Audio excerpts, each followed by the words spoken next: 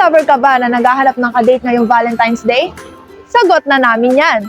Samahan nyo kami dito sa CMU iConnect na libutin ang Malabon Zoo para sa kanilang pre-Valentine event na Pet Ko, Date Ko. Mga alagang aso at pusa na nakagown, may suot na korona, nakadamit pang hari, at naka-vintage attire habang nakasakay sa minicar. Ilan lamang ito sa mga makikita sa Pet Ko, Date Ko event na inorganisa ng Malabon Zoo para sa nasa 300 na fur babies at kanilang mga owner ngayong Valentine's Day.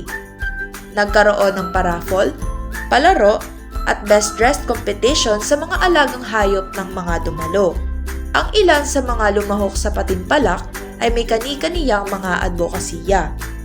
For me kasi, joining Pet Fashion Show is an avenue for us to not only showcase our love for our pets, but also to showcase how crazy we are with our creativity and our, concept, and also our desire to, celebrate Philippine celebrations such as Valentine's Day. Si Rome naman, unang beses na dumalo sa pre-Valentine event na ito ng Malabon Zoo kasama ang kanyang pet na si Waffle. Yung mga pet lovers na regardless of the breed, sana is kung ano yung pagmamahal natin sa tao, yun din yung love na ibigay din sa mga pets, regardless kung ano man yung lahi nila, ng klaseng breed.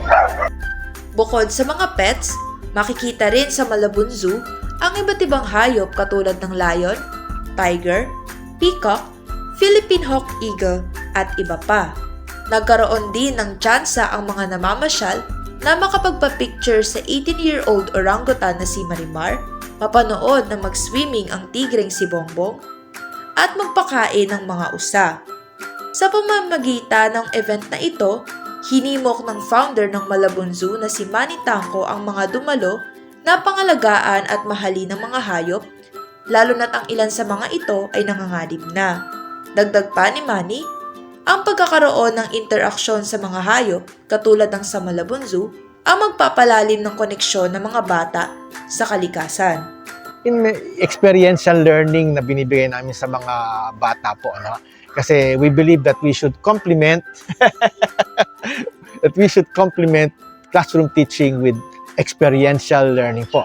Kasi sometimes, sad to say, pag sinabi niyo sa classroom, let us protect the tigers po, papasok po yun sa tengan dito, lalabas po dito. Pero pag punta nila sa Malabon Zoo, makita nila the charisma of a beautiful animal, beautiful tiger, healthy and happy.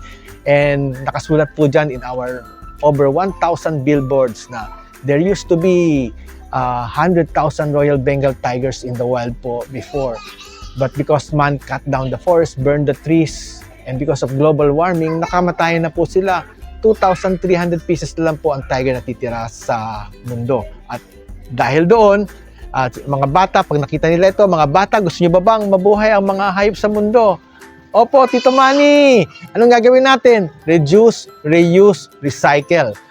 Aminado ang pamunuan ng Malabon Zoo na nahihirapan silang i-maintain ang zoo lalo na noong nag-lockdown dahil sa pandemya.